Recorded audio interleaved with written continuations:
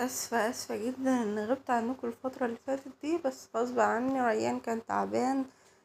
كشفت عليه بدل مرة كام مرة ومتبهدلة جدا، فمش عارفة ولا قادرة اكون في ايدي وقت ان انا انزل لكم فيديوهات او اكون عاملة فاصل بين ده وده، لان بتكون حاجة متعبة جدا. يعني زي ما انتم شايفين كده هو تعبان خالص على ايدي، رايحة اكشف عليها، وكمان الدكتور كاتب له محلول 2 3 كتبهم له، وكمان خد 2 منهم وبعدها مرتاحش برضو.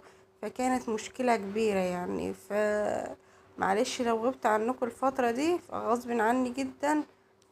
بتمنى منكم فضلا انكم تدعوا له يعدي الفترة دي معاه على خير. برجاء منكم فضلا تدعوا ريان ربنا يشفيه ويخفف عنه. ده تاني يوم زي ما انتم شايفين كده، وبرضه كمان بعدها هو مرتاحش خالص. رجعنا كشفنا عليه تاني، فربنا يسترها يا رب.